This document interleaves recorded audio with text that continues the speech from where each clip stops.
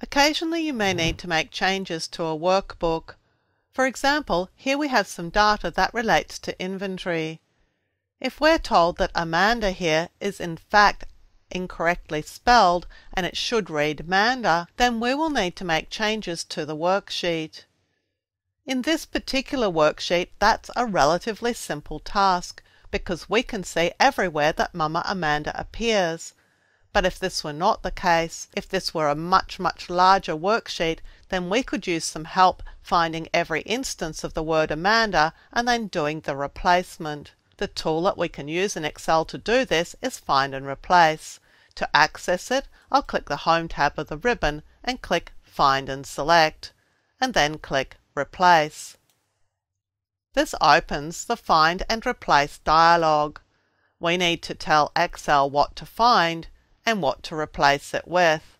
We need to find every instance of the word Amanda. And we need to replace it with the correct text, Manda. Before I go ahead with the Find and Replace, let's just click Options to see exactly what we're doing. At the moment it's set to Find and Replace within the current sheet, so only this sheet is going to be dealt with. Match Case is disabled. That means that if Amanda is ever spelt with a lowercase a, it will be picked up as a match and will be replaced with Manda. Match Entire Cell Contents is disabled. That's quite important. If this were enabled, then Excel would look for Amanda where it was the only and entire contents of a cell. Here it's just contained in the cell, it's not the entire contents. So we don't want to have Match Entire Cell Contents enabled, so I'll disable that. We're ready to go ahead now and to do the Find and Replace. So I'll click here and ask Excel to find the next instance of Amanda. It's here, and I'm going to do a visual check to make sure that it's an instance that I want to replace, and it is, so I'll click Replace. And Excel goes ahead immediately to find the next one, and I'll replace that, and this one, and this one. And we've reached the end now. Excel hasn't moved forward, so that's indicating to me that there are no more instances of Amanda in this worksheet. I can confirm this by clicking Find Next.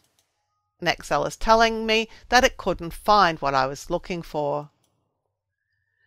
There's a feature here that you want to be very careful if you use. It's called Replace All. Let's have a look now at what could happen and why you wouldn't use it. I'm going to select to search within the workbook, and instead of clicking Find Next, I'm just going to click Find All to see what Excel would be replacing if we had selected Replace All.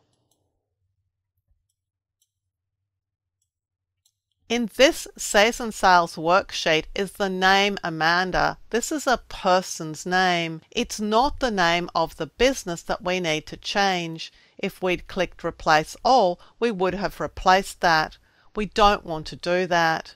I'm going to move forward here, and you can see that these other instances are duplicates of the one that we have just made changes to. So I can click to replace. I'll click Replace there, and then go ahead to the next one and replace that, and the next and replace that, and so on. But I want to be very careful about selecting Replace All because it would do something that I wouldn't want to do.